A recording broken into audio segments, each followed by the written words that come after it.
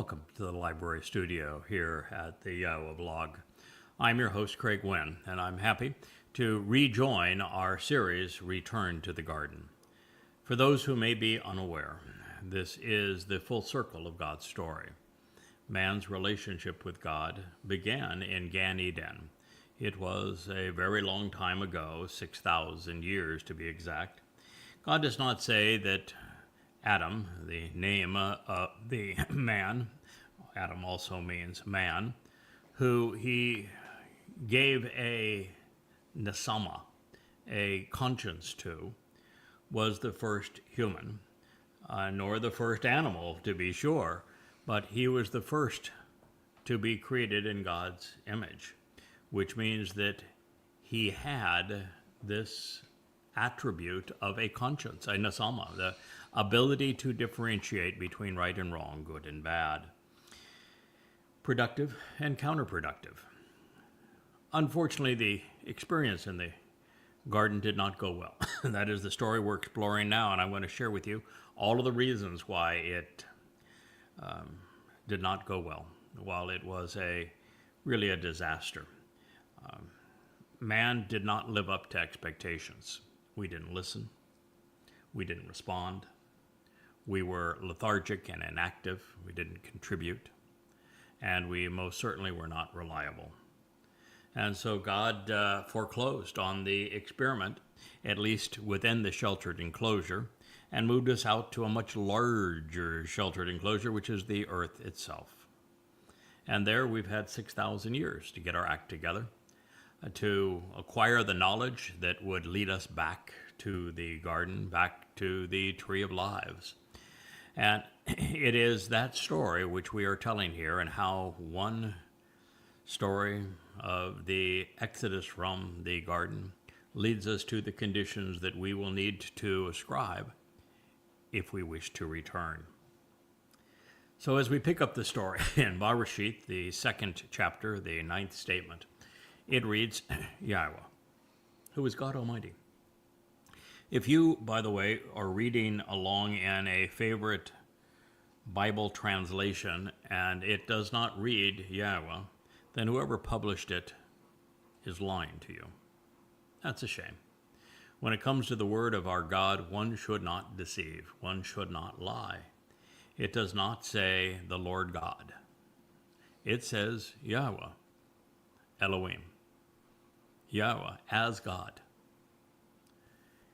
He enabled life to sprout out and grow. He enabled the shamak. The shamak is Dod, the great branch of the tree of lives. From ha-adamah, the ground of the earth. Ha-adamah is the bloody red man of the earth who, as the parah, the productive bull, will purge the guilt of Yisrael prior to Dod's return, doing so on taruw'ah, so that the great homecoming can transpire on Kippurim. These two men were initially linked by way of the greater and lesser luminaries of Bereshith Genesis 1. They're the two men who serve as signs for the Mow'ed, these restoring witnesses to the eternal testimony. And here we find these same two individuals presented first as the shamak, the great branch, and the adamah, this bloody red man who emerges from the ground of the earth. And that isn't the end of the unification of these two characters in God's story, because we're about to be introduced to and discuss this relationship between the two trees, the tree of lives and the tree of knowledge. This then represents tree as singular, and it says the entire tree, which is a productive, upright branch with firmly embedded roots, branches which reach up to absorb the light of the sun. It is from etza, which means to provide counsel and advice through diligence and effort on the entirety of the plan and the purpose of developing a backbone while overcoming challenges to advocate for the proper response. That is the purpose of this tree. God said that he is delightful, desirable, and pleasing. He is fruitful in delivering the productive and treasured harvest. He is the final Zeroah. He is the Adamah Parah, the productive bull. All to visually portray that which is clear and comprehensible, conveying a supernatural revelation. He is the observant foreigner that will convey, as Dod's Bashar herald, the very plan that God will fulfill over these next 8 years. And all of this is beneficial and good, productive and pleasing, something to consume if you wish to be nourished. And then here are those two trees. They are the equivalent of the greater luminary, the Gadol Ma'or, and the Katan, the lesser Ma'or, luminary of Bereshith Genesis 1, presented on the 4th day, as the two men who serve as the signs as the Mow'edim are fulfilled. Here it's Ha'etz, the tree of Chaim, of lives, of being able to survive this life and enter an eternal life with Yahweh. Dod is the tree of lives because he fulfilled Passover, opening the doorway to life. And of course, he was in the center of God's plan, living around year 3,000, 3,000 years from the garden. And it would be 3,000 years after Dod's first passing to return to the garden. He was in the center, the middle, the midst of the Gan, Ha-Gan, the sheltered garden, this protective, covered, and defended enclosure designed to promote and sustain life, along with Ha-Etz, the tree, the other productive, upright life that was committed to provide counsel and advice through diligence for the purpose of overcoming challenges and to advocate for the proper response, also masculine singular, of Ha-Dayath, the knowledge, the acquisition of information with a focus on the application of discernment and judgment for the purpose of perceiving and comprehending. It is from Yada, to know, to be familiar with, and to understand. Good and productive. Tob, that which is beneficial and proper, favorable and desirable, agreeable and pleasing, as well as of bad, that which is evil, harmful, wrong, erroneous, corrupt, morally inappropriate, malignant, disagreeable. Bereshith in the beginning, 2:9. And of course, there is so much more. This is because Yada, as the Choder, is the tree of knowledge. God said so when he called this tree the Etz Dayath. And he said in his presentation of the Choder, presenting him as an observant branch, a Netzar, as one who has roots, Shemesh, and as one who would be the Etzah of Dayath, the spirit of Etzah, the spirit of Dayath. He is the tree of knowledge. That is the nature of the Choder. Just as Dod is the tree of lives, having opened Passover's door. And all of this is because the Gadol Maor, the greater luminary, fulfilled Passover in year 4,000 Yah, consistent with that narrative on the 4th day in Genesis 1.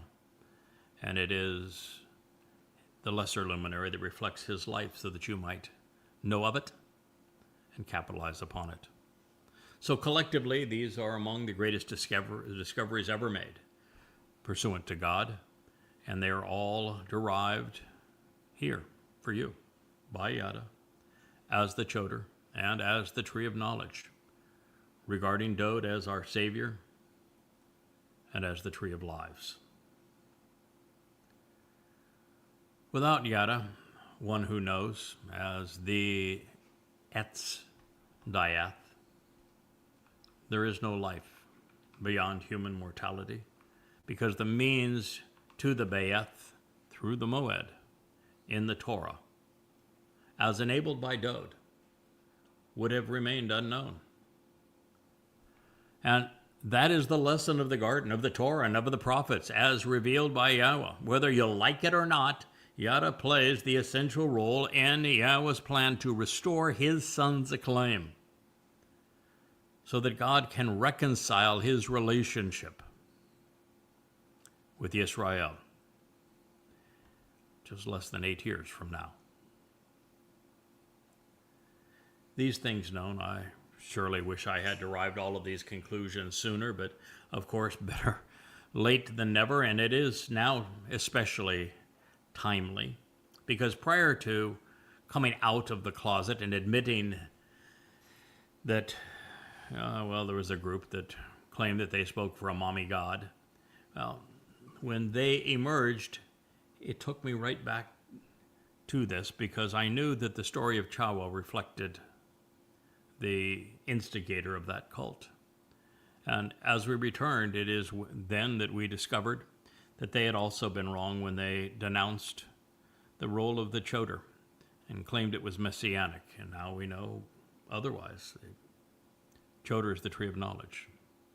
Unless you want your Messiah to be a tree, in the sense of the tree of knowledge, he is not messianic. The Messiah is the tree of lives. That's why he fulfilled Pesach. The other fellow, he is the tree of knowledge, which is why he wrote a series called Yada Yahweh, and 35 books, all available free for you at yadayah.com.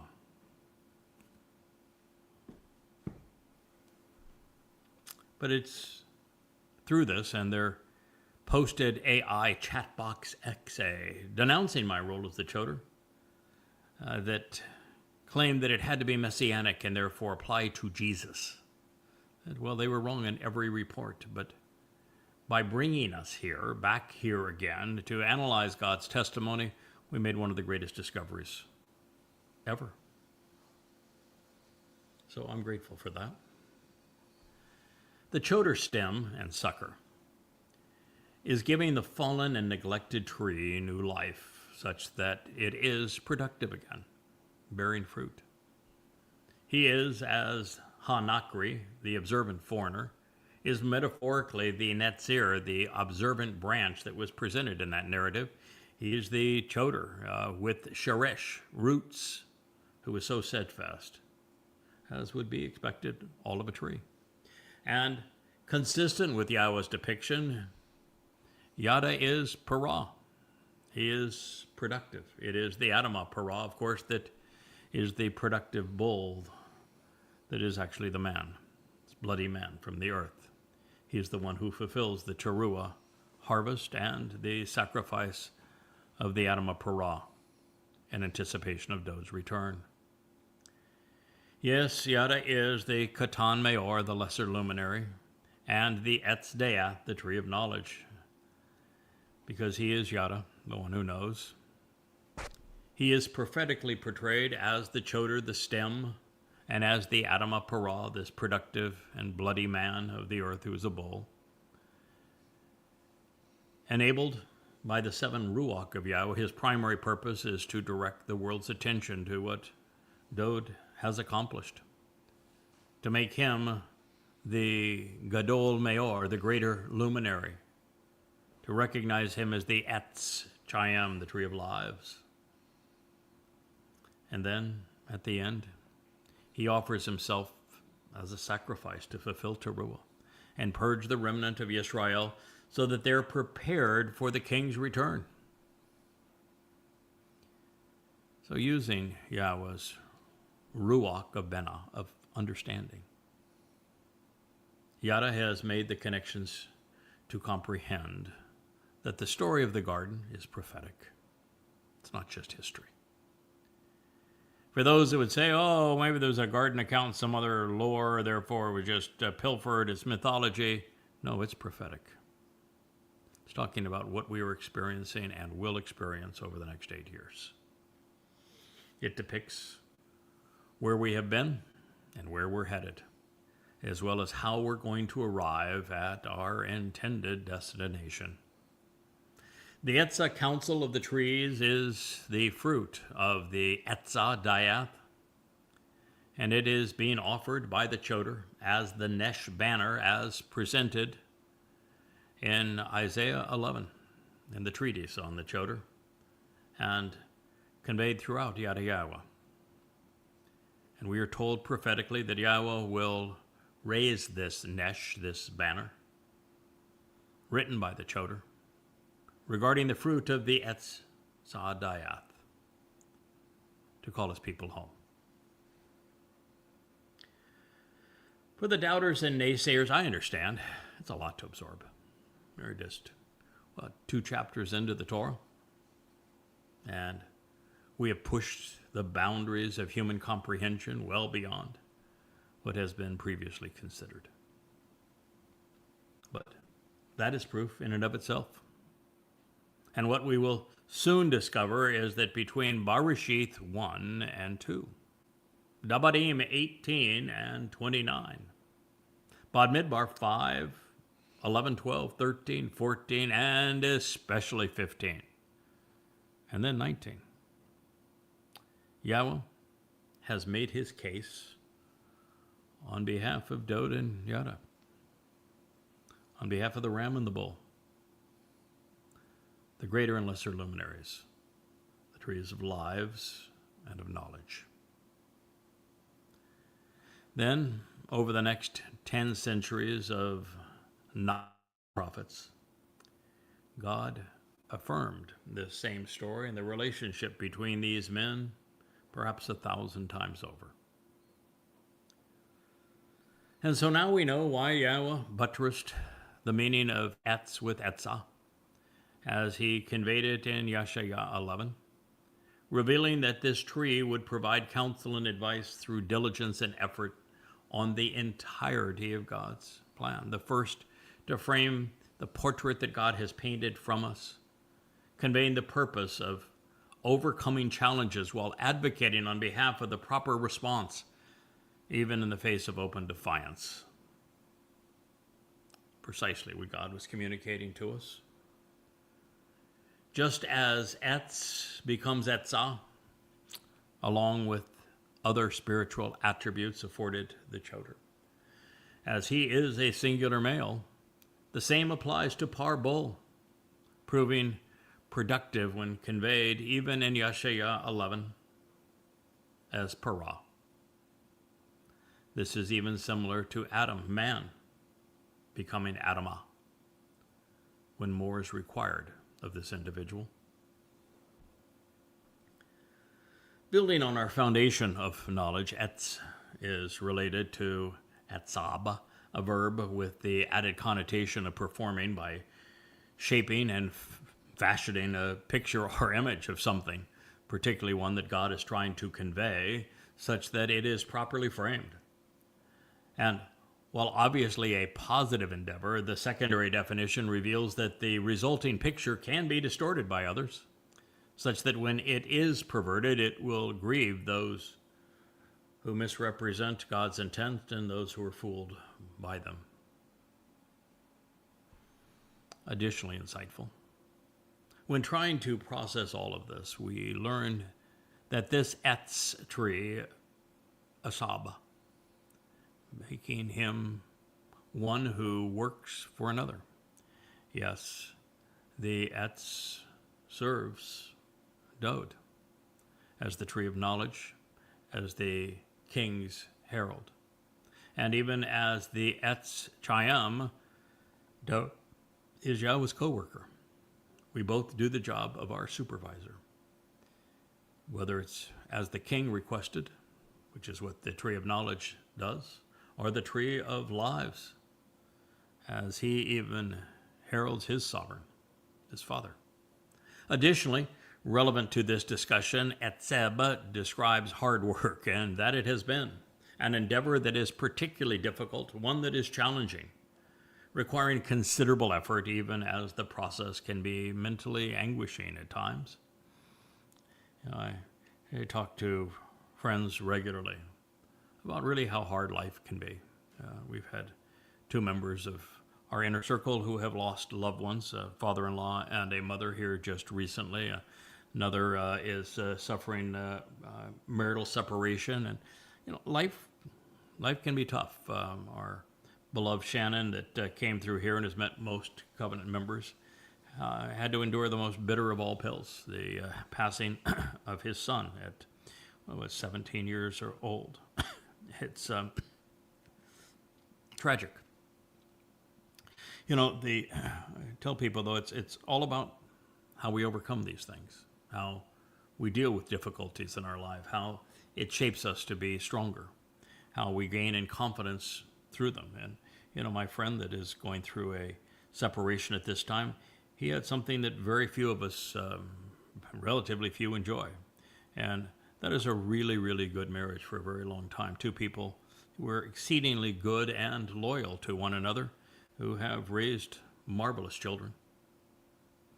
And the woman in our covenant who just lost her mother, she's been blessed by having a mother that loved her, a mother that was of noble qualities.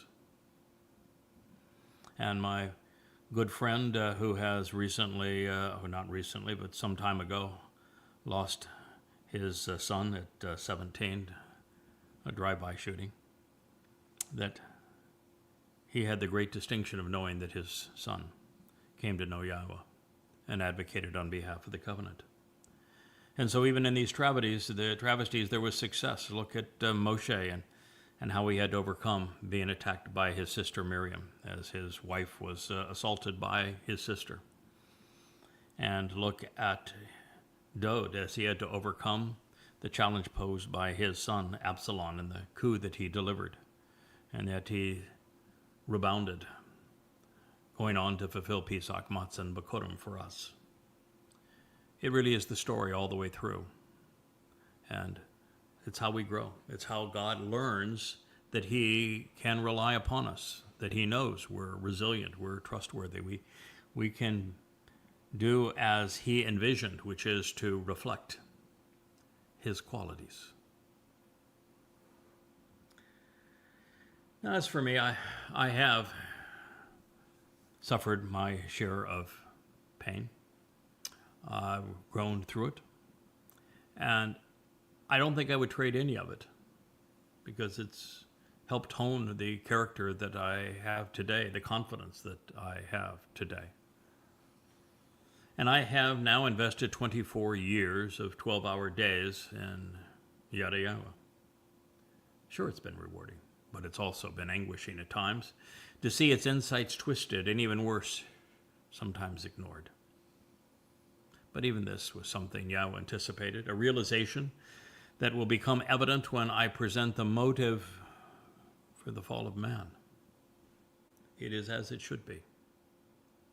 Now, fascinated by the possibilities, while noting the profoundly important role that this tree of knowledge plays, because God's not going to mention the tree of lives again. The story revolves around the tree of knowledge.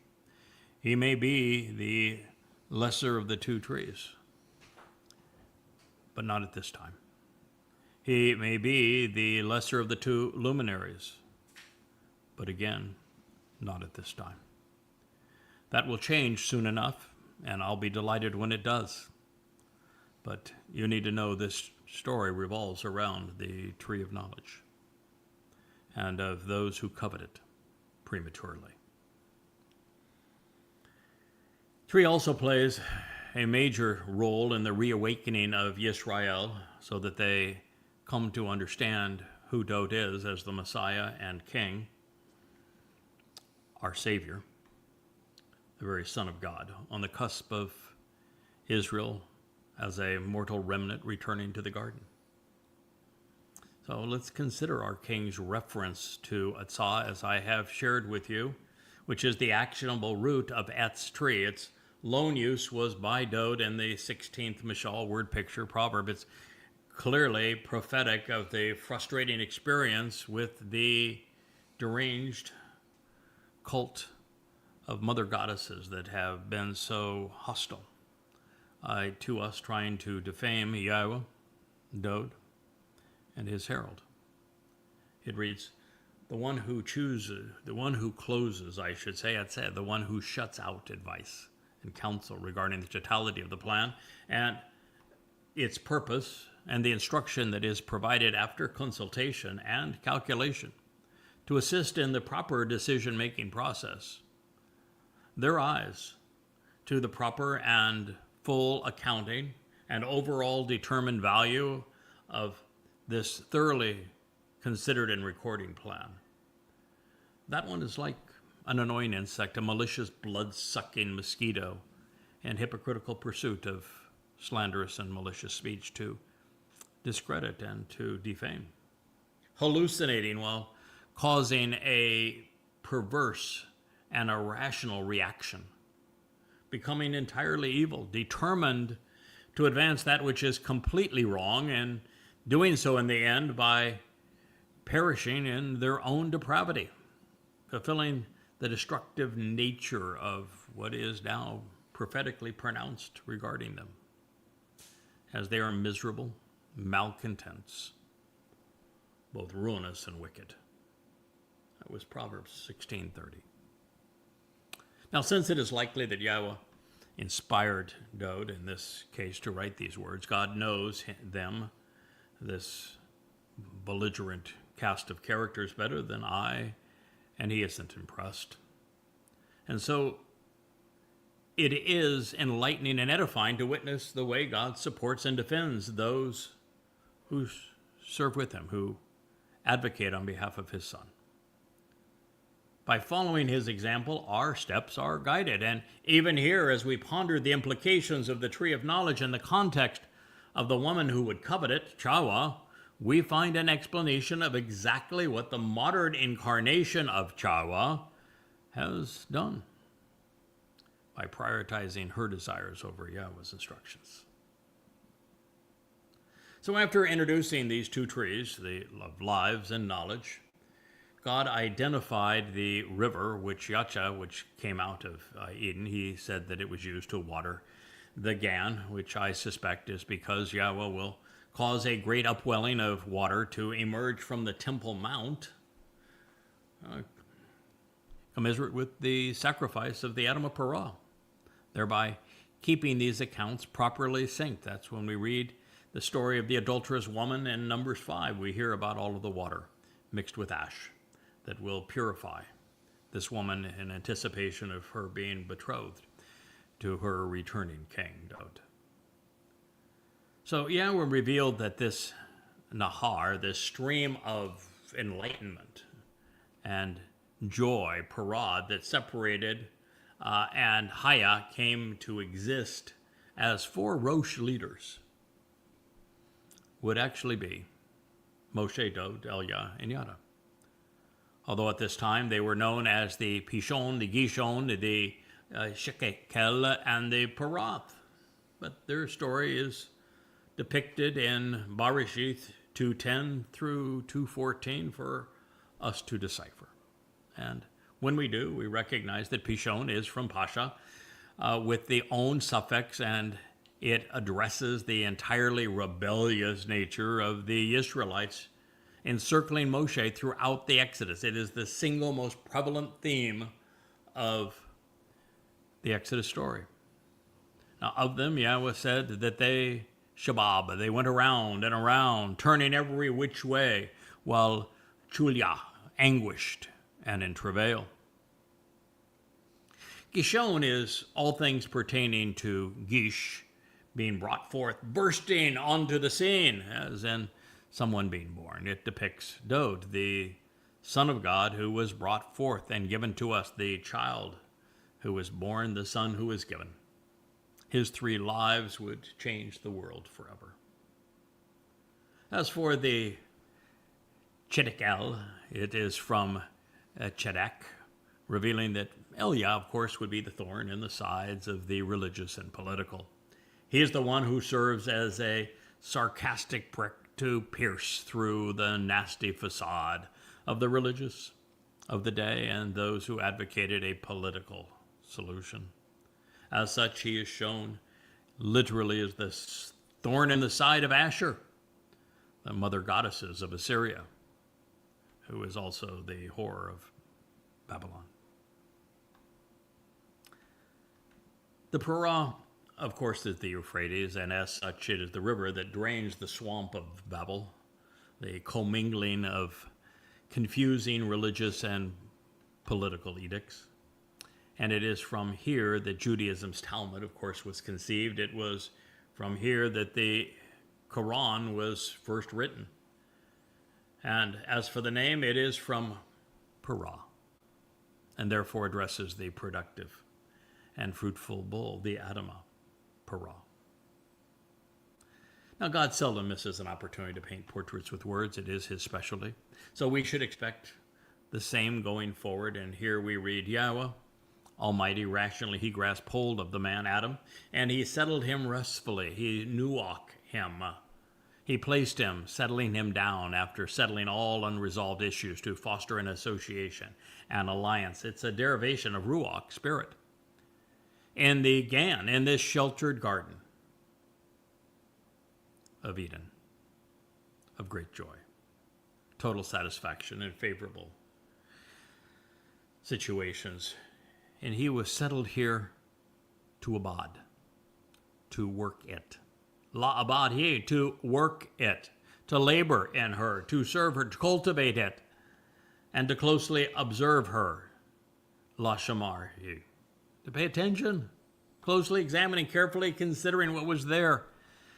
The purpose of Adam, of man, has been identified. He was placed in this protective garden as an opportunity to see if he could make a contribution. And if taken beyond this, to explore the universe that God created, would he be observant? Would he be thoughtful?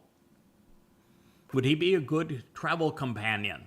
Somebody who is excited by what's around the next bend. Excited, open-eyed, anticipating what they're going to experience next. This is what God was looking for. Someone with whom he could contribute and make the universe better, life better, the relationship better, and who was especially observant and thoughtful. Well, the initial verbs suggest an agenda that would eventually play out over time. Fathers lakach, grasp hold of their children so that they can stand up and, well, walk with them. And that is why there are 5 hands in Yahweh's name, with the largest of them reaching down and out with an open hand to grasp his people as they raise their hands up in the 2 hays, reaching up to him. Continuing to tie these stories together, of course, after introducing the central cast, Yahweh used nuach, settled spiritually, to foretell how the ruach, spirit of Yahweh, would nuach al-hu, settle upon the man serving as the choder, as Yahweh spoke through Yeshaya in Isaiah 11:2, with the repetition of this very same verb, separated as these 2 narrations were by 700 years. The realization that Gan is from Ghana and means to shelter, to protect, and cover, to defend, reminds us that this is the intent also of Sukkah, shelters, because its root, sakak, is defined identically. Therefore, what was, will be. This next time, however, we're going to be better equipped and prepared such that we prove worthy of God's attention and his trust. And central to mankind's restoration, if you will, in Gan 2 is the placement of the tree of knowledge and of lives, one leading to the other. Of course, even the name of the garden reveals Yahweh's overall intent. He wanted to enjoy being with us. Eden means joyous. The letters forming this delightful moniker reveal that the doorway to life can be seen here. Now, this is true not only because we find Dod, the beloved, in the center of Eden as the tree of lives, The Gan is a celebration of life. And so in Gan Eden, we witness the Son of God as the door to life, having fulfilled Passover.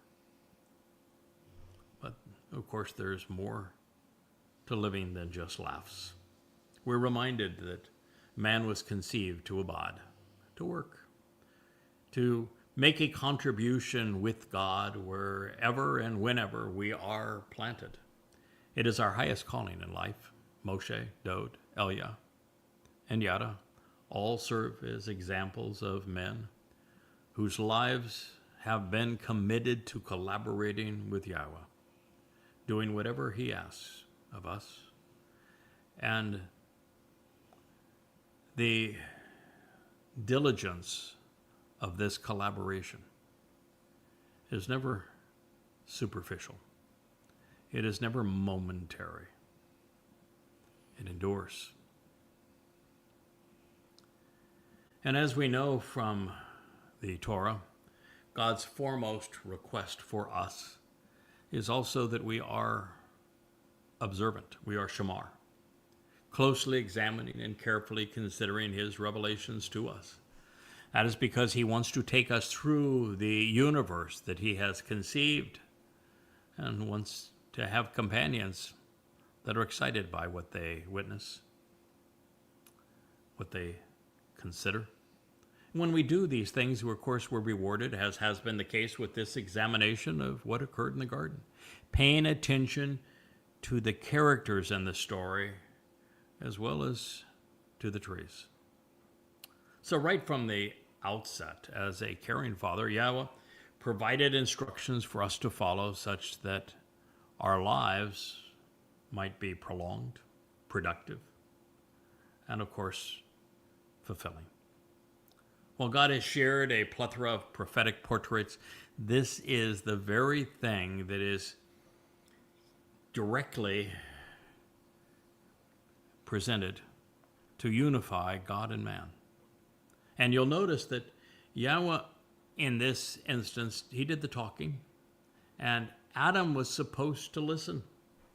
This is the pattern that God established for our lives, particularly while we remain on earth. People have asked, what is that silver sculpture that is to my right as we do the series of The Voice on Dod's Mizmor in our Ocean studio? It's a visual reminder. It's time to, so that we, that's what it means. Stop praying. Start listening if you want to be on the same page with Yahweh. So this reads, Yahweh Almighty, he provided direction concerning the man, Adam, saying, from every tree of the Gan, this sheltered garden, you may continually and actually eat. Barishith, Genesis 2:16. When Yahweh started and shared this instruction and conveying it in the Peel Imperfect, he revealed that it was for the man's benefit and that it would affect his life in a meaningful and ongoing manner. This is to say that the shabuw'ah, the direction, was enabling and it was sustaining. Moreover, just as a friendly reminder here, throughout we find Yahweh, of course, continuing to speak in the masculine and singular voice. Now, while it's subtle, al actually means that God was over the man in close proximity, but not beside him. All of God won't fit in our universe, much less on one planet or in one person or in a sheltered garden. When we read about God doing something, it's always as a result of him projecting an aspect of his nature and influence into lesser dimensions.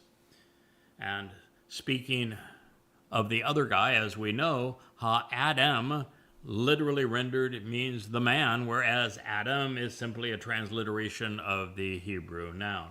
So God was hovering above the man, projecting an aspect of his nature. So before we press on, you'll note that Yahweh said that Adam could eat from any tree of the garden with akal, eat, repeated for emphasis. This is important because Chawa misrepresented this instruction in her discussion with the serpent. Then when addressing the tree of knowledge, a call was negated and not repeated, then buttressed by the imperfect conjugation to say, you should not make a habit of continually eating from it.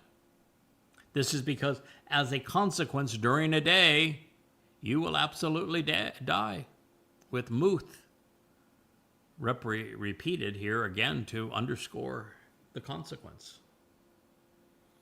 Also, Yahweh's subsequent instruction pertained exclusively to the tree of knowledge.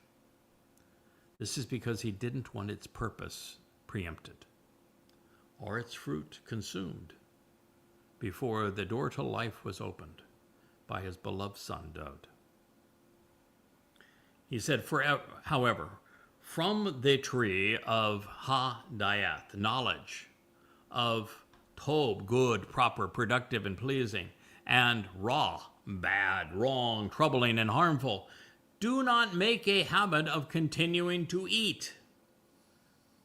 Don't do so from it because of the consequence. During a day, by defining and depicting yourself as having consumed from it, you will come to personify death. You're going to die, ceasing to exist forevermore. Genesis 2:17. You see, there was no religious, political, or conspiratorial consumption in the garden, no militias to corrupt anyone, no lies, no liars. So there was no merit in perusing and education on what's wrong with these counterproductive human contrivances. Now, as someone who has written 13 books systematically refuting Christianity, Judaism, and Islam, I know that the process of excoriating these plagues is laborious. It's frustrating. Indeed, it can be miserable at times due to the proliferation of malignant notions and, well, a plethora of logical fallacies. And even then, there was no point to condemning that which wouldn't actually exist for millennia. Not then. Well, God realized that someone had to eventually repudiate religion in order for his people to finally be free of this plague. The endeavor had to be properly timed to combat the religiosity of the last 2 millennia. Unfortunately, it would be of limited utility since there would be relatively few who would capitalize on the monumental undertaking required to repudiate Christianity, Judaism, and Islam, with many vociferously condemning the result. And yet, without Babel, Twistianity, and goddamn religion, those 13 volumes, the clutter obscures the truth. And it must be cleared for Yahweh's testimony to be seen and to be heard. Therefore, what was deadly then, before religion infected men's minds, is now essential as the antidote to cure them of it. Yada Yahweh and the Yahweh vlog have become the tree of knowledge, without which there is no way back to Dowd or the tree of lives. This is why Adam was told that prematurely devouring it would be destructive, leading to continual and unrelenting death. The dayath provided by Yada and on behalf of Dowd became the fruit of life when he realized that our Messiah and King fulfilled Passover, opening the door to life. That is the fruit of the harvest. Yada Yahweh introduces mankind to Dowd's plan to fulfill these Miqra'ey, God's support of his son in this plan, that collectively enable the benefits of the Bereth through the Miqra'ey as prescribed in the Torah and as fulfilled by Dowd and portrayed by the Nabi. Without this knowledge, there just is no salvation. There's no reconciliation. There's no eternal life.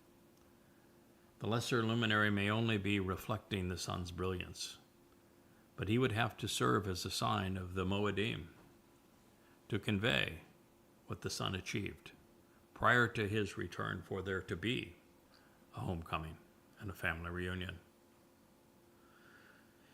It is only when these initial stories are juxtaposed that we unlock the 6,000-year-old mystery of why death was the consequence of disregarding Yahweh's instructions pursuant to this tree of knowledge, and why, once introduced, nothing more was said about the tree of lives. This answer has been staring us in the face, revealing that the branches of these trees are so intertwined that they can only be understood when seen together. Knowledge leads to life when it is understood that Dode made it possible for man to live forever by fulfilling Chag Matzah in year 4000 Yah, 33 CE. And even then, after doing so, the tree of lives would remain unknown until the Chodar stem revealed what the Shamak, this branch representing Dode, had achieved. Yes, even in the Chodar and the Shamak, they are stem and branch, just as they are in the greater and lesser luminary. Had this discovery, of course, gone unnoticed, had one not served the other, a day would come when the earth would have been swallowed in death, and man would be no more. The Etz would have to become Chokmah and then Benah by Yahweh, such that the Etzah could be Parah, fruitful, regarding the Dayath, the knowledge of Dode. In this way, the Katan Meor, the lesser luminary, reveals why the Gadol Meor, the greater luminary, fulfilled the Moedim during the darkness to preclude death in a day. And since the Moedim's methods of renewing life wouldn't be delivered for 4 millennia from this point, and the means to extend life on taruw'ah was 6 millennia away, the knowledge of these things was protected from being prematurely released by God and from being devoured by Satan and shabuw'ah at this time. It's at the proper time that the death presented by Yada and Yada Yahweh has made it possible for man to appreciate what Dode accomplished by fulfilling Chag Matzah. And with this knowledge, the shabuw'ah katsir, taruw'ah lakat, this purging of the adulterous woman, representing the mortal remnant of Yisrael and her family reunion for the king on Yom Kippurim, with the restoration of Gan Eden on Sukkah. It's all now going to play exactly as it was planned. Otherwise, the human experience would be for naught. So as such, the Etz Dayath and its Chodar stem, its tree of lives, knowledge, are worth protecting by Yahweh. And this explains why Satan and shabuw'ah wanted to devour it, thereby depriving it of bearing its fruit in season. God had a mission to accomplish, a timeline to honor. Also in this narrative, it explains how, why, when, where a man's relationship with God was destroyed. This is something which must be understood if it is to be restored and resolved, right? And for this to transpire, the lessons that very few have considered must be presented so that they're understood. And the instruction becomes then actionable, so that like Noach, we can listen to what God had to say, process it, and then do as he has asked, with our expectation being that he will deliver us from the storm. And he will. Now, this is the reason that Yada Yahweh was written and why it serves as the tree of knowledge. Now, equally insightful, like every story that we have returned to reconsider in the Torah, God's Presentation is, of course, also prophetic. This was not told for the benefit of those who experienced it. No, not at all. They learned nothing from it. Or was it told for those who first heard it during the Exodus, because they certainly learned nothing from it? Now, realizing this, Yahweh was able to convey the events of the garden in a manner that would resonate with us today at this time, when the situation is dire and when the lesson is now essential. There's no time remaining. And as such, the narrative of the Choder was Yada's coming out party. The time that I went from anonymous to a named character in God's story, reluctant as I may have been and remain, leading us back to the beginning so that we would be there in the end. That's why God explained to me, even years ago, that his story was coming full circle. Just as he began with a Goy, before there was Yisrael, so he would end his story with a Goy. Just as we began in the garden so long ago, it is to the garden that we return. By featuring the Tree of Knowledge as the lead character in the opening and closing scenes of God's narrative, of these events as they transpired in Gan Eden, we, of course, are being invited to come full circle. From its roots buried so long ago, a Choder sucker has emerged, and he is bearing fruit again, doing so throughout Yada Yahweh, all to reacquaint the world with Dode as the beloved lives. Now, while I've made this point previously, it still remains relevant to note that Yahweh communicated his instructions to Adam, not to Chawa. She didn't even exist at the time.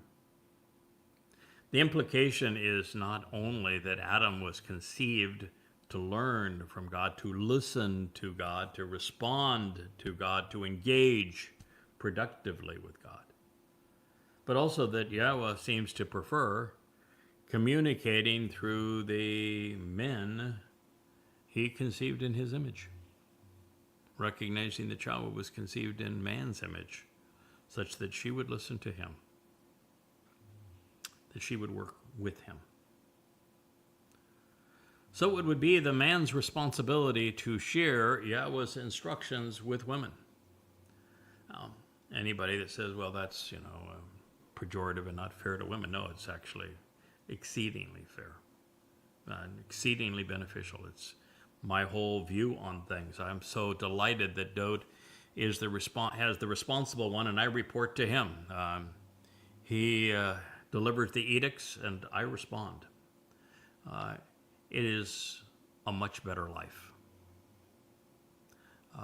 to be the person who is taken care of in this regard, who is taught, who gets to learn. It's Dode's relationship with Yahweh. It's my relationship with Dode. I cherish it. So did he. So should you. So immediately thereafter, we read something with the haunting implications. Yahweh Almighty said, "It's not good, productive, or beneficial for man, Adam, to exist alone by himself. So I will engage and continually act on his behalf, providing and producing for him a helper and supporter, an Ezer, one who assists and serves, a positive influence who rescues, aids, renews, and provides benefits with the strength and power to accomplish these tasks, like his corresponding counterpart, describing that which is straightforward, right for him, and open to him in his immediate proximity. His Neged, Genesis 2:18. Well, the lessons here, I think, are sevenfold. So let's consider them. First, this means that Yahweh created Adam to enjoy a relationship with him, but it didn't work out. Otherwise, why would God say it's not good for man to be alone? If he was going to continue with him, that wouldn't be a problem, would it? So it means that God created Adam to enjoy a relationship with him, and it did not work out, and God was withdrawing. I don't think anyone has ever told you anything like that before, but isn't that profound? And that's the only rational deduction that can be made from this testimony. Second, this makes it obvious that woman was added to the equation to be with the man. God said that it was not good for man to be alone, but he did not mention himself. He didn't say it's not good for God to be alone. He said it's not good for man to be alone. And so the woman was created so that man would not be alone. That's profound too. Third, Adam was to work with God while Chawa was to work alongside Adam. So while quite literally woman was conceived by God, it was to help and support man. That's what God said. You can challenge him, you can disagree with him. I wouldn't recommend it. I think I would learn from it and say, why did God say this? Because it just worked better that way. We are synergistic. When man goes out and brings home the rabbits, he goes and risks life and limb to provide food, to build shelter, to protect his woman, his family, to be the provider. And life does work out better when the woman supports the home, children, her husband. It's just the way life is most synergetic. It's why men are mostly cerebral and women are mostly of the heart. We work best together that way. Anyway, this is what God is saying. We can ignore it or ponder it and deduce understanding from it. I think that the latter is the better choice. Fourth, it was in man's image that the woman was created, not God's. She would be his counterpart and correspond to him. And that's significant because there are those who want to promote the myth of a mother goddess and use the idea that male and female were committed in the or conceived in the image of God, and that made God a hermaphrodite. It's not true. It's not what God says at all. Quite the opposite. As profoundly as these three insights are for our appreciation of the garden narrative, the fifth lesson is one few have even considered. The only reason that God would have made this statement is that his intent was to part company with man, leaving him. And for this to have been the case, man had to have been a disappointment to God. We failed in the very things that God outlined: work and being observant. Now, reasons for the disconnect may be many beyond these, but I think they are obvious because God said that man was there to abide, to work, and yet Adam showed no initiative. He made no contribution to life in the garden. He was asked to listen and expected to respond appropriately, but he did not. So he failed to demonstrate that he could be trusted. Now, the sixth lesson is that the purpose of man's Ezer, helper, was to correct these problems. While the issues that separated man from God grew much worse, I should share, before they got better over a long chasm of time, once we learned how to work together, as Dode did with Yahweh, and decided to listen to God as the prophets did, and again, as did Dode, and we stood up after having fallen, which Dode was, of course, the great exemplar, thereby earning Yahweh's trust, the garden could be reestablished so that we could try again. For anyone, by the way, who may be feeling as a woman that you're being disrespected by saying that woman was there to Ezer, help the man. If you think that helping someone is demeaning, then you don't belong in God's family. God is the most powerful influence in the universe, the author of life. He conceived this physical and spiritual and energetic world that we observe around us. He can do most anything he wishes. We are vastly inferior in our present state. And God tells us that with those he chooses to work through, he is our Ezer. So if God views it as positive and favorable for him to Ezer man, then wouldn't it be following God's example for woman to Ezer man? Now, the seventh instruction and insight is that without woman, the man would have died alone, separated from God. So for there to be a covenant family, the children born of woman would eventually become the sons and daughters of God. Therefore, the creation of woman became essential to developing the kind of family relationship that Yahweh intended. In fact, we were modeled after this plan where we come together in love and we conceive children, we build shelters for them, we provide nourishment and education and protection for our children and raise them in a positive environment, helping them be more than we are, that we try to lift them up and give them everything we have to offer. It's a covenant.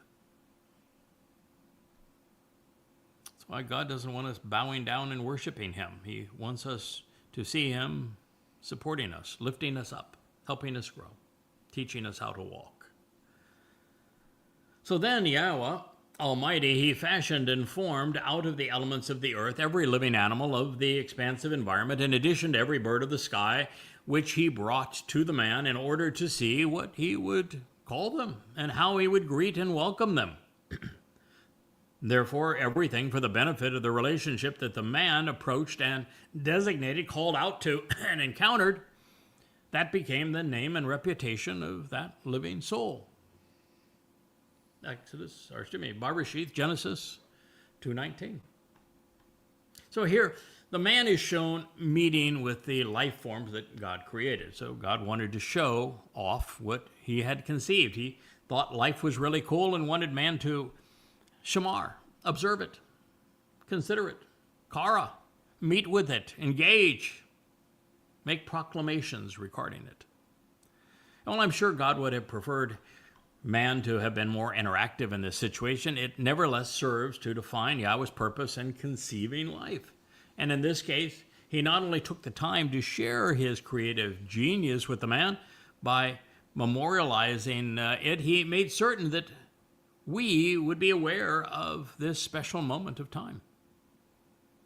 And as it would transpire, this is not only the lone interaction between man and God, it may also be the most relevant.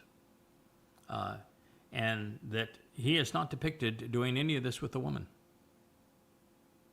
Now, you can make of that what you will, your choice.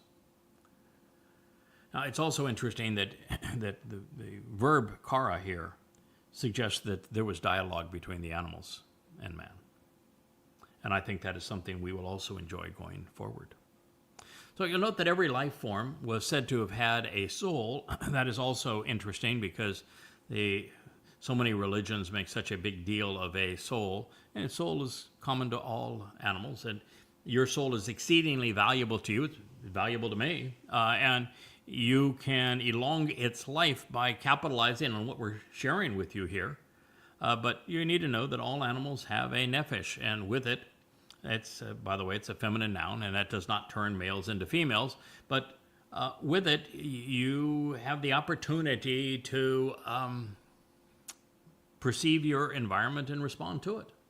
Now, I have shared previously that I made way too much of the distinction of the ruach being feminine, and of course, nephesh is also feminine. And just because we have a nephesh soul that is feminine doesn't turn us into women. unless you are a woman, and then you're nephesh, feminine soul. I guess that's a nice mesh. But it's the same thing with ruach. God has a ruach that does not, and by the way, God also has a nephesh, doesn't make Yahweh a mother.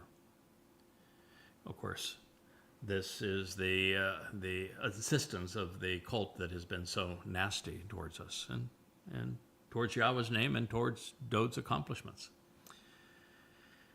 Oh, just as this experience with the animals was conceived by Yahweh as a learning experience for Adam, such that the nature of the Torah and the Nabi has become more better comprehended by all of us as a result of these reviews.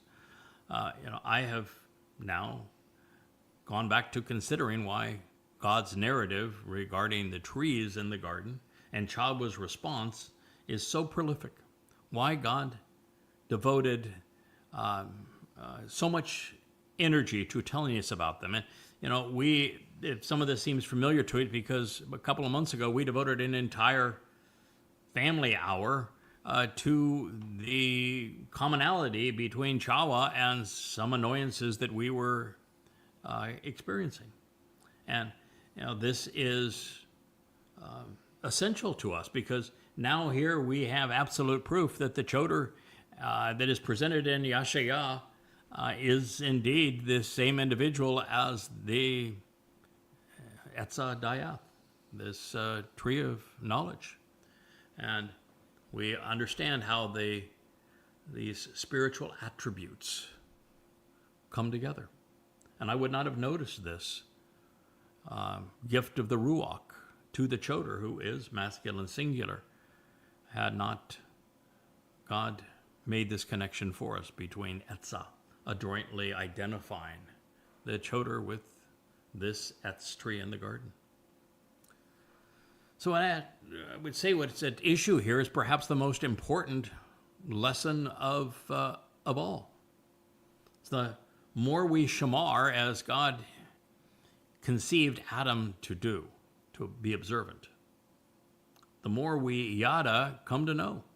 The more we yada come to know, we begin to understand. Doing so by chokmah, thinking intelligently. And eventually, after decades of study, we can produce the fruit offered by the Etz Dayath, this tree of knowledge. That's the purpose of the Choder, making his nesh sign. Yada Yahweh. Now, this is to say, Yahweh has given us what we need to know and understand. But the process often requires a lifetime of work. It is not a data dump. It's a process. Just as we have witnessed here in the garden, we are not given chokmah, but instead afforded the means to it. And this is how it will be forevermore. Making eternity interesting, making it productive for both God and for man. And that means we must constantly discover new things, learn as a result, grow as a consequence, refine our conclusions based upon the evidence we are examining, correct our mistakes, build upon all that is verifiable and true. It is how we grow. And without growth, neither we nor God can be infinite or even interesting. Now, if we were to return for a moment to my misappropriation, whereby I pushed the envelope of Hebrew grammar too far regarding the Ruach, my projection of femininity was germane to the story. It appeared necessary to explain something Dode later resolved when he became the tree of life. So in this case, I learned from our king. And I know I've shared these insights with you, but they bear repeating because they are essential to knowing this whole process and how we go from one place to another, and how we grow, how we learn, how we become better equipped to be interesting companions with God and to teach others how to join us in this process. So at issue with me was the mechanism behind matzah, which is the Mow'ed where the fungus of yeast is removed from our souls. My confusion was over why we were asked to approach the Isha, which is the feminine rendering of fire, doing the Miqra'ey.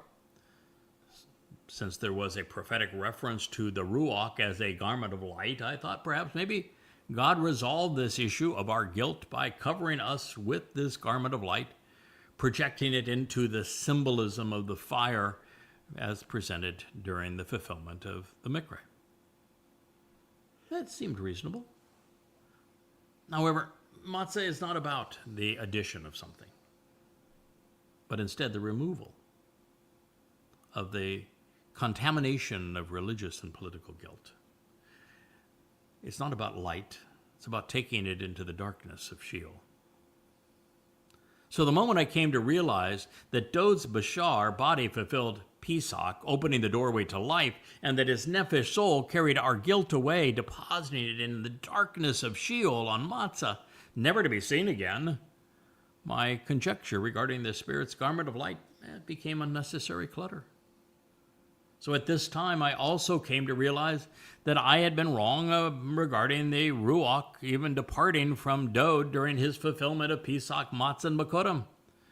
And this is because Yahweh told us explicitly that the Ruach would never separate from him. And of course, that means that the Ruach protected Dod's Nefesh in Sheol and facilitated his release.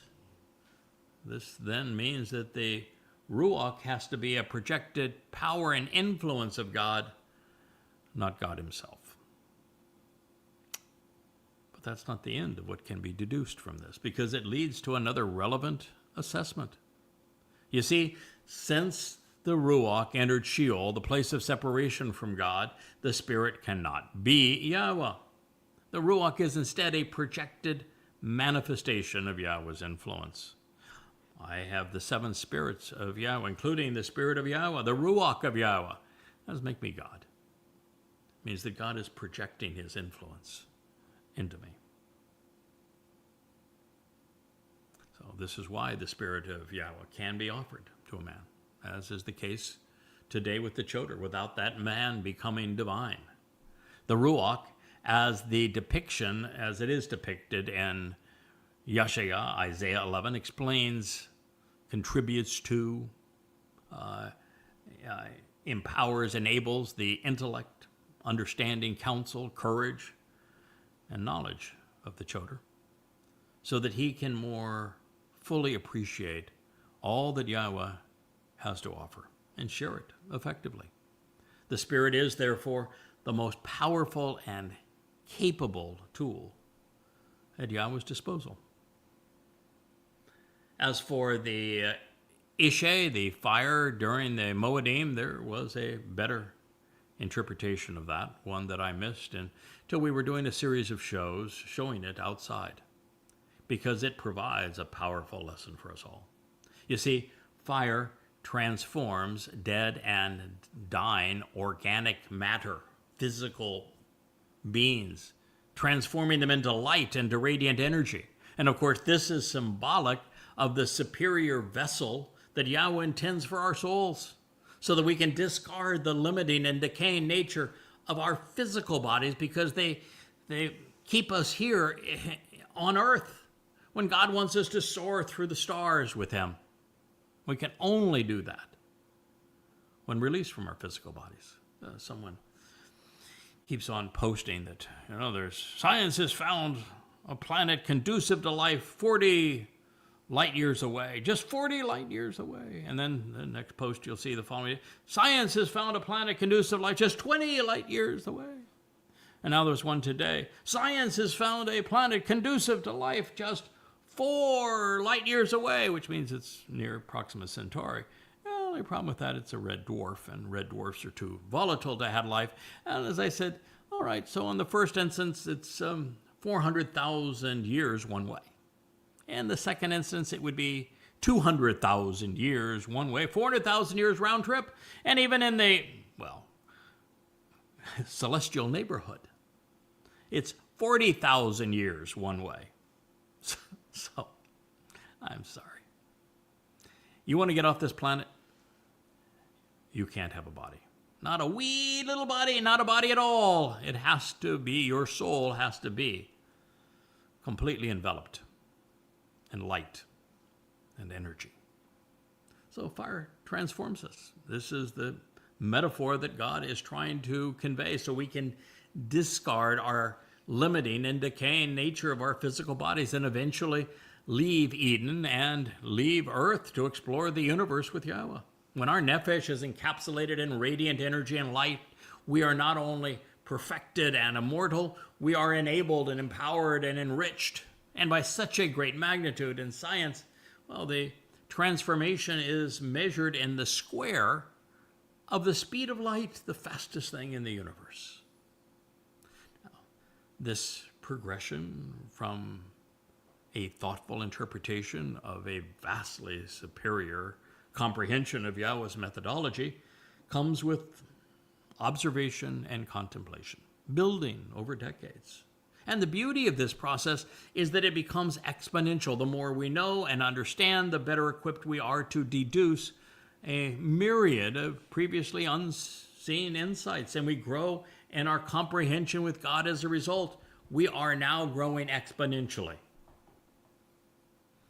And having written now 35 books, comprised of uniquely amplified translations of the oldest extant resources, with the words scribed of man's religious corruptions, that I have come to learn more about Yahweh than anyone since the last of the prophets 25 centuries ago.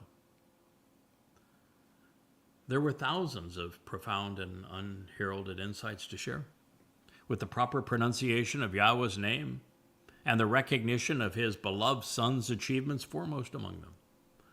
But that's when it became especially interesting, because now I'm finally in a position to educate Yehudim and Goyim and invite both to return to the garden, serving the purpose that the Tree of Lives can perform by way of performing as the Tree of Knowledge. So it's only after that I had written an entire library of volumes, many a dozen times over, and finally returned to Prophet of Doom, updating it as the 5 volumes of Goddamn Religion, that Yahweh announced that the marginal utility of newer editions of the Yada Yahweh library would, well, be less valuable than what we'd achieve with the efficacy of a vlog. And all of the time that I was spending updating the previous volumes for all we have learned, there was no way we were going to reach God's people or fulfill the prophecies that were made of the Miqra'ey and how he would speak to God's people.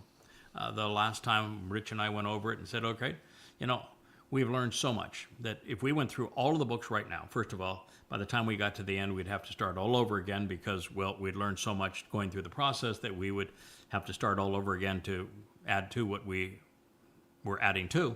That if I were to take half my time, 40 hours a week, it's a lot, half my time, 40 hours a week, and I were to do a page in 10 minutes to examine the translation and examine all of the commentary and update it all to bring it up to the current extent of what our knowledge is, not only would the volumes probably double in length, but sometimes that means that you can do 10 pages and or a page every 10 minutes, 6 pages an hour, and you, at the end of the time that you have invested, there's exactly as many pages resulting in the book to edit because, well, you've added that many new pages. But even if you didn't add a page, which, by the way, is impossible with added learning and knowledge, at 40 hours a week would take 2 years, 104 weeks.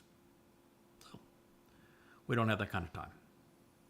So now it's time for us to do the Yahweh vlog, just as Yahweh had foretold.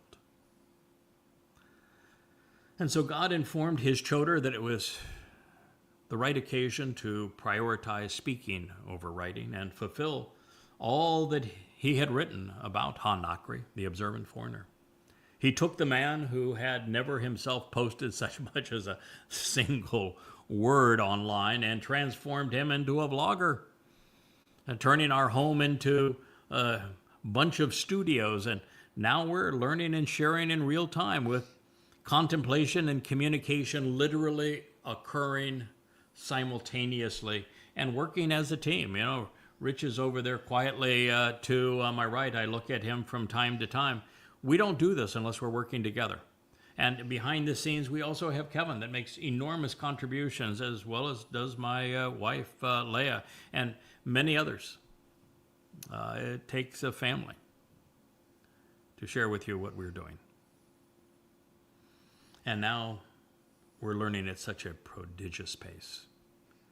Even if our publisher and webmaster hadn't gone rogue, along with the psychic media manager, the recent tsunami of understanding has become so prolific that literally there is no time remaining to keep the library current. And that's okay, because what exists in these books is extraordinary, absolutely extraordinary.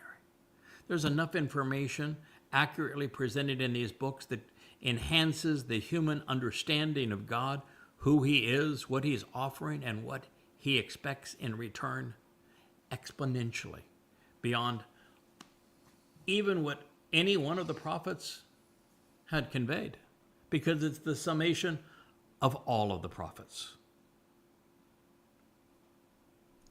So recognizing that Yahweh has long been overwhelmingly more than sufficient to lead his people home, the better use of this opportunity was to share what we were discovering in real time. Unless you're, of course, the Wookiee, who is down there with his eyes closed. It's been a long day. You know, it's a tough job for, I'm here, you're talking about me. Yeah. So I'm embarrassed now, Dad. Why would you call me out like that? The Yahweh vlog has become the literal embodiment of all of these prophecies, pursuant to the Katan Mayor, the Etz Dayath, the Hanakri. We will vociferously share all that time and energy allow, doing so between now and the shabuw'ah harvest, leaving a vast array of spoken and written words to guide Yisrael through the first half of the time of trouble. And while we're away, Yahweh will, at his first order of business, explain what I may have missed, and I'm sure there's a lot, and all that needs to be enhanced and corrected, and will do so collaboratively in the timeless realm of Shamaim.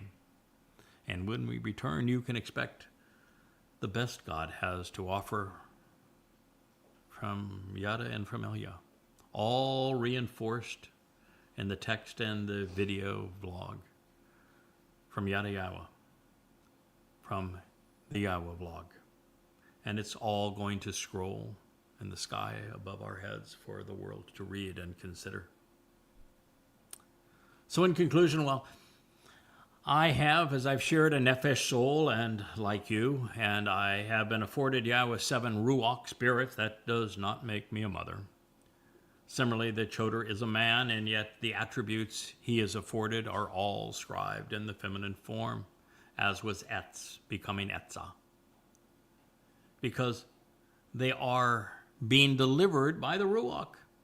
And of course, while many of these titles that are designated to describe Yada's collaboration with Yahweh and with Dod are masculine, some are also feminine. And indeed, Obed-Edom is symbolically presented as the Adam HaParah, a man presented as something that's a dual feminine, as this mission migrates from positioning the Ark of the Covenant for Dod's return to serving as the sacrifice to prepare his people for his arrival. Yada as the bull doesn't become a heifer any more than a father is a mother. Now moving on, it's a subtle thing, but this initial introduction to Kara, to invite, to meet, to read, and to recite, which is the root of Miqra'ey and Miqra'ey, these invitations to be called out and to meet with God. This is what was used as the verb to describe man discussing the nature of life. It says, Adam summoned and met with, greeting by name, all of the animals, the birds of the sky, and every conscious life form of the expansive environment. But there was not found for the man, Adam, a helper, a supporter, an etzir, similar to and right for him. Genesis 2:20. Well, the other animals were great, but they were not particularly helpful or supportive because they were not sufficiently similar to man, his counterpart. Therefore, God created woman to be right for him, serving as his counterpart. And we are most effective, we're productive when we work together, and life is more enjoyable that way. Now, this no. We are about to sail into uncharted waters. That is because, as I have shared with you previously, the verb that Yahweh selected to present the conception and the arrival of woman is from man, in this case, is surprising. And as I shared with you in previous programs, it's nafal. It means to fall, to go from a higher position to a lower one. It can also convey becoming inferior through failure and neglect. And particularly insightful in this regard, the victims of the flood were nephalim, which means they're all a derivative of this verb. That's why God said he was sad that he had created man, because of the nephalim. Now, the reason God announced that he regretted having conceived man will soon be obvious to us. So this was not an auspicious occasion for God or for the man. What we have perceived as augmentative with the addition of woman was actually announcing the fall of man. He was being degraded, not while he slept but because he had been so listless. Man's decline was a result of Adam being taruw'ah, lethargic, apathetic, showing signs of indifference and dullness. He appears to have shirked the work God intended, failing to be diligent. And isn't that the story of man? But look at the exemplars. Look at Noah. He was anything other than apathetic. Boy, he engaged. He built a daggone ark, a ship. You look at Moshe. I mean, the job he was asked to do, yes, was impossible. Exceedingly difficult, herding the malcontents across the desert. But he did it. He was never apathetic. When they charged at him, he shot right back. Hey, look at Dode, man. Dode was interesting because of the fluid nature of the man's personality, the fact that he had more personality than any 1,000 people. When he was unhappy with God, he said so. When he was thrilled with God, he said so. When he said, I'm going to make this sacrifice, he told us every detail about it and how excruciating it was going to be. Dode was anything but listless. Man, that dude, he had it together. He was aggressive. He was interesting. He was a doer. Well, this reads, and I've shared this with you, but it bears repeating. So Yahweh Almighty, he caused the fall. He initiated the lowering to an inferior position over time. The man, for having been somewhat comatose due to his lack of work and of diligence. He slept, he was inert, he was inactive. So he grasped hold of one of the ribs, which was symbolic of his lameness from his side, the Tesla, his bones, his cartilage around the heart is from tasala, which means to be limp and lame. And he sutured up to isolate. He closed by shutting and therefore separating the place beneath and succeeding it with flesh, with the bashar, with the human herald. Bereshith, Genesis 2:21. So as I've shared with you before, I can't recall ever reading something this surprising. Yahweh has plainly stated that he caused the fall of man. He even announced the reason and for this whole thing, which is the key lesson we learned from the garden. God calls the fall of man because man was a deadbeat. He was listless. He was unengaged. He was uninteresting. He was right next to being comatose. He was inactive. He was inert. So it was a lack of work and of diligence. God wanted more. Adam didn't deliver. So I realized that Yahweh has covered considerable territory since introducing us to the concept of nephesh, a soul. And that is not even mentioned here, but it's the inference of what the word means that lingers over all of this.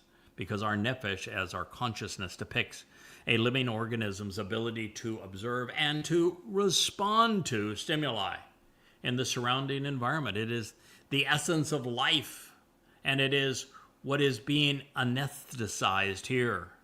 Man had not been particularly aware or observant or responsive, which made him apathetic. This was not appealing to God, nor compatible with our design. Now, the implications are profound because this astutely depicts the nature of humanity throughout the ages, even to the present moment. The preponderance of people have been and remain appreciably degraded, tragically unaware, lacking initiative due to the neglect of our neshama, our conscience. This is the reason religion and politics have prevailed in controlling the masses, and why it's now or never for the restoration provided by the tree of knowledge. We've reached the point in time when the majority have lost the will and the ability to think. And the substitute is now being presented as artificial intelligence. That won't get it done. Now, beyond this realization, suggesting that most humans are neither worth saving or even capable of being redeemed, with the inclusion of the hiphil stem and imperfect conjugation modifying man's nafal descent, this is strong medicine. Yahweh is admitting that he had a definite hand in the result for these reasons. And he must have seen or experienced something in Adam that caused him to realize that he was just another animal within the protected environment, and that as such he would never have developed the initiative or wherewithal to grow, to be anything more than a pet, just a better version of the other life forms. He would need, yes, to stub his toes, to develop character by overcoming challenges, learning by necessity. Even man would have to die to appreciate the value of life. The realization that God caused the fall of man by his own admission not only upends all that we have been led to believe, but it also prompts some initiative in us if we are to appreciate why this would be so. And I think the answer is evident in the narrative itself. Yahweh was bored. Adam offered nothing of interest. He had no life experiences, no comparative way to even value the gift of life. He had learned very little, and he had achieved nothing. He had so little character that when he was tempted by the woman, he showed no resistance, no resilience, and he said nothing. He just followed along. He was a pet in a cage. Adam was insufficiently interesting to be entertaining. It is as if we were looking at, as I've said, a fish swimming in a bowl, somehow expecting something to change. After a few days, weeks, months, years, and nothing but an occasional bloop, bloop, and without challenges, obstacles, and predators to overcome, there was nothing in that bowl that would have led to a better result until that bowl became Yisrael, and that animal became Dod. And all of the ups and downs, the struggles, the battles, the successes, the lyrics, the lives, the lessons of Dod Haha, now that was a different story. There was a life that sang all of the notes we could possibly want to hear. A life fully lived. So coddled animals, as we have learned, are dependent on the one caring for them. They do not exercise their muscles or their brains. They accomplish and contribute nothing. They're like parasites. As I've said, there's been countless studies on them, and you can even see it in real life. That the children spoiled by their parents or entitled by a society never grow. They have no value. They contribute nothing. We must work. We must learn if we wish to grow. And then we must stand once we have fallen if we want to show character. It is the only way to progress. It's the only way to contribute. It was also obvious that this encounter with the other animals didn't go particularly well. God clearly was not impressed. And so he created the woman to inspire something better. Men and women who could think, who could work together to survive, a place to prove ourselves. We would cultivate the land. We would build homes. We would conceive children. We would care for them. We would learn to stand by having fallen, only to get back up and to try again. Sure, most men and women would turn out to be bad, far worse than useless, but there would eventually be some worth the investment of time. 6,000 years later, there might be 6,000 qualified individuals. But even if there were only 6, that still would have been much better than on this day where there was none.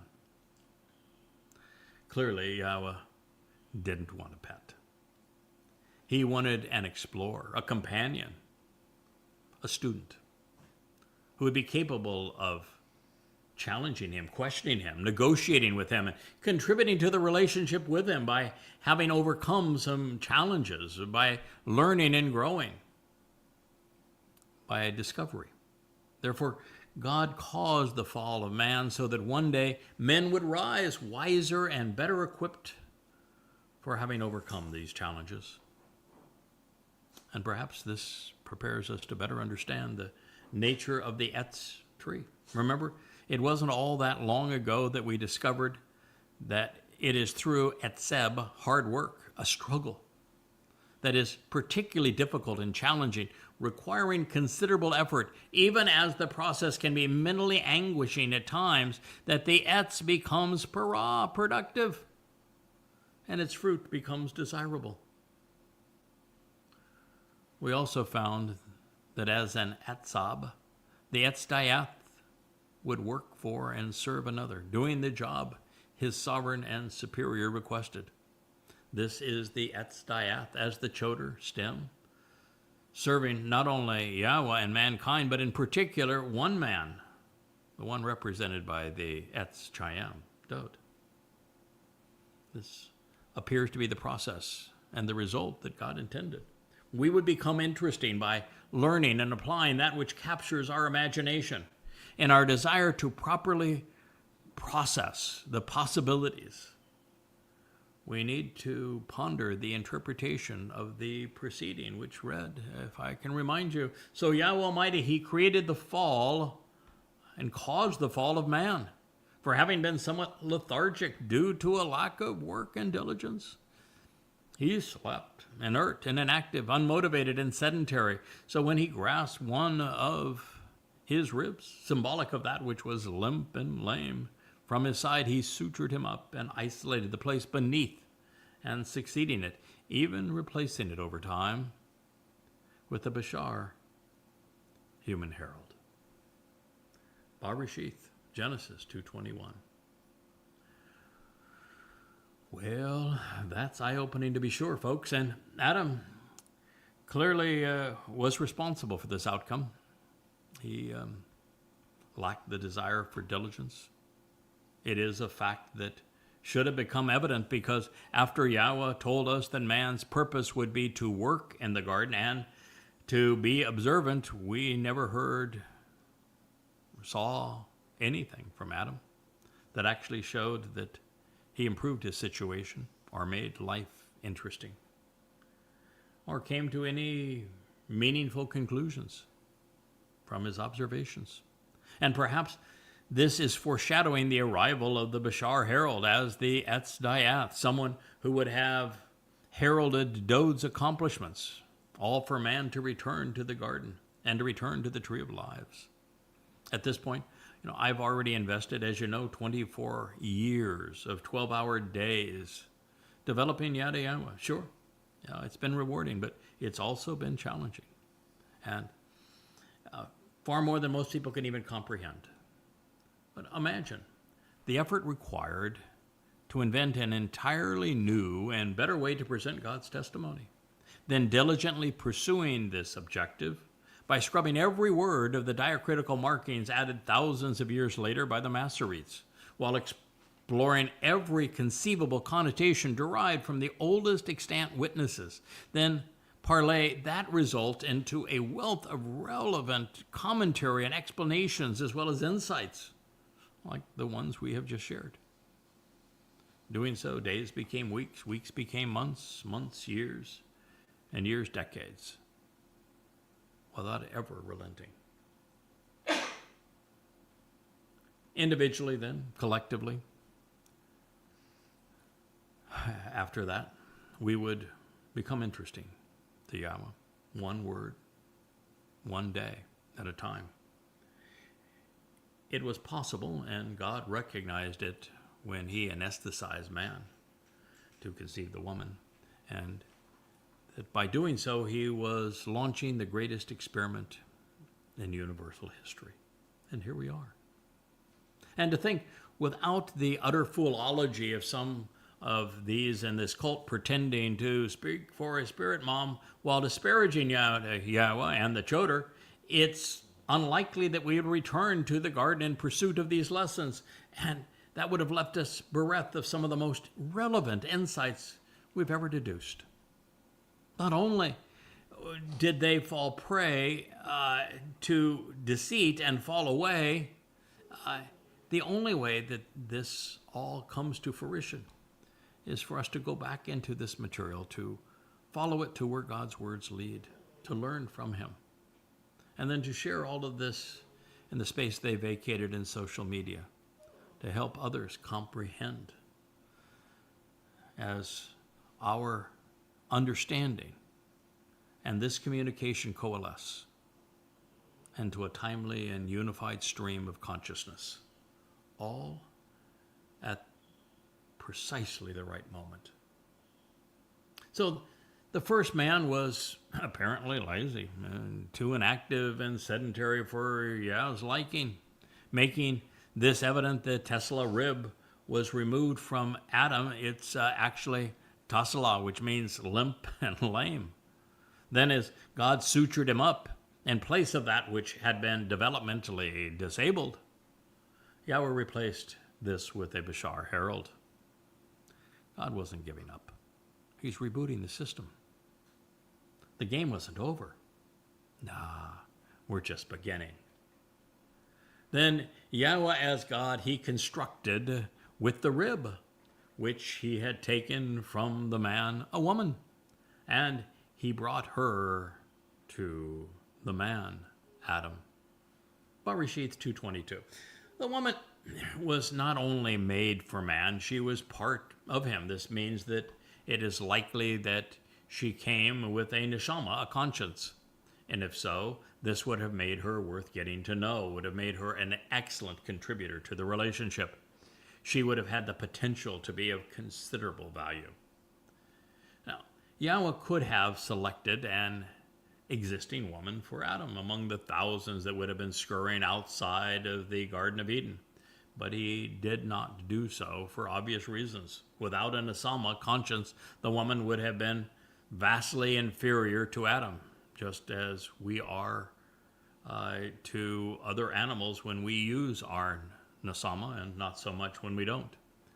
They would have had nothing to talk about or accomplish together. Moreover, as an outsider, she would have brought in all the world's problems, all the stuff that was going on outside of the garden, which would have been inappropriate, destroying Eden's purpose. Apparently, well, Adam understood the intent and appreciated the nature of God's gift. He responded with, and the man said, "This is the way to conduct one's life. La panam, the pattern of behavior that should be followed. It's essential nature. It's a sim. But of my essence, a living being is able to communicate intelligently as a bashar. For my desire to share positive thoughts as a herald for humanity, min bashar ani. For this reason, she shall be greeted welcome and called a woman, because out of man she was taken." Bereshith, Genesis 2:23. Best gift ever. Well, or so she would have been had Adam read the owner's manual and shared its contents with her. Well, certainly the operator's manual might be a better term. Now, the best way for us to conduct our lives is by living together, of course. Our essential nature was specifically designed for this purpose. Now, this is because we were conceived to model the covenant by conceiving children in a loving and supporting home, and then helping our children develop character to learn and to grow such that they can be productive and lead fulfilling lives. And speaking of our function and highest calling, I'm drawn to what, of course, were the dual inclusions of bashar, herald. While bashar is typically rendered as flesh, the verbal root, also spelled bashar, speaks a different story. It means to convey a message, presenting what people need to know so that they are prepared for what is coming. This is to say, we should eagerly trumpet Yahweh's message, proclaiming everything he wants men and women to know. This is particularly so that we can invite all who will listen to meet with God by reading and reciting his words. Details can also be intriguing. Previously, when speaking of creating men and women, Yahweh chose Zakar, man. Remember, this was the memorable man, and then he chose Nakaba, a female, to perforate and bore. Well, this time, woman is presented by Adam using the more common Isha, which is the feminine of Ish, man. In other words, God described her differently than did the man.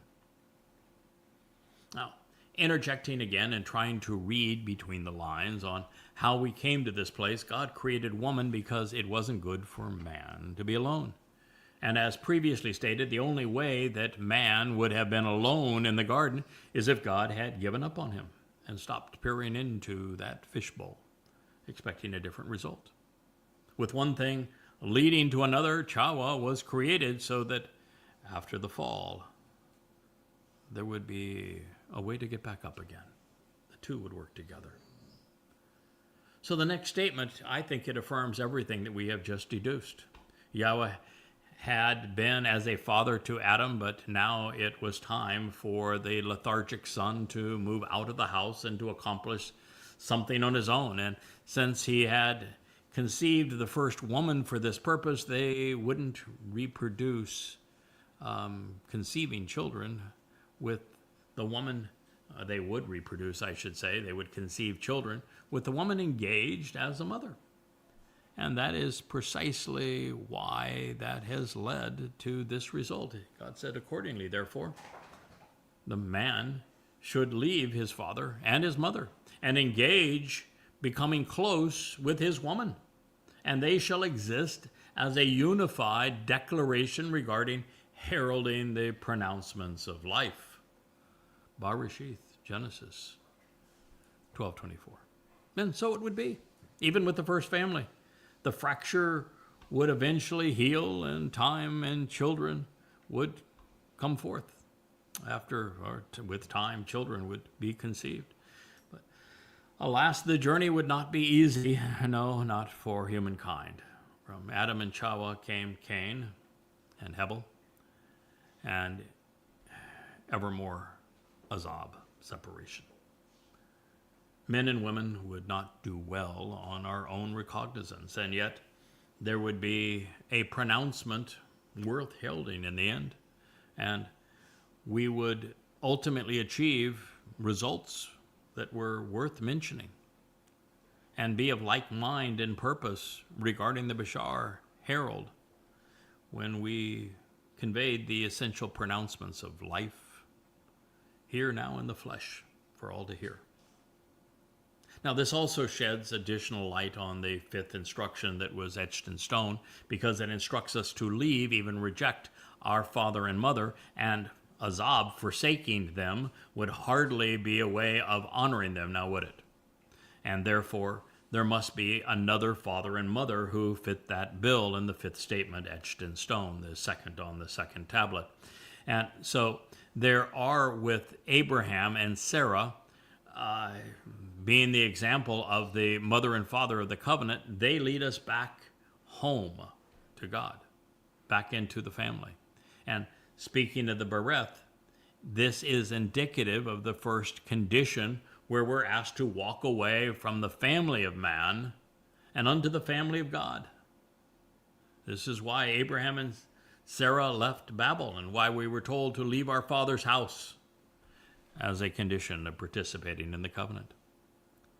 So as we approach the culmination of life as it had transpired outside of the garden and near the time that we're invited to return to Eden, I'm reminded of the essential role that God has this Bashar Herald play when determining who will be allowed back in to the Gan Eden.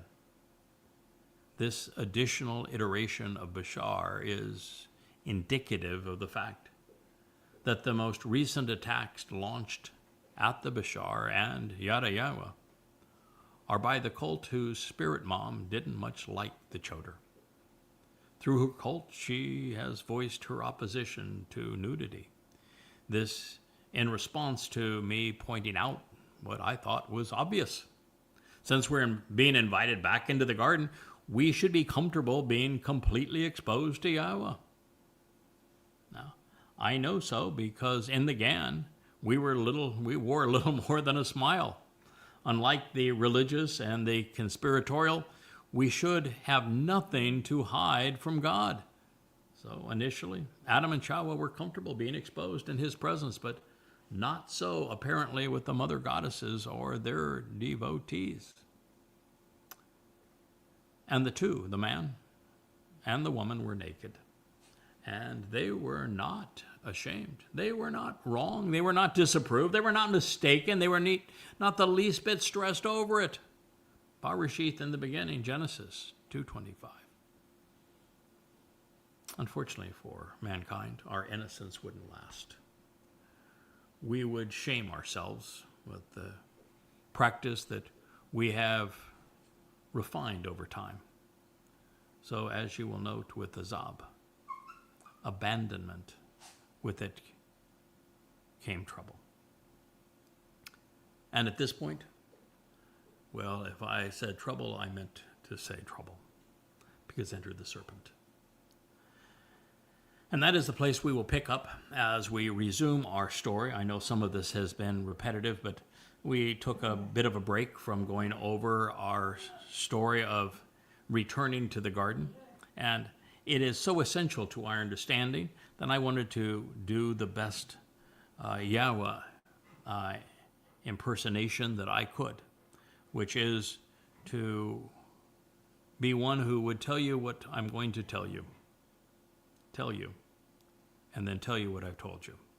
It is the only way we learn. It's how we process information. As we reinforce what we have heard from God, then we can literally integrate it into who we are.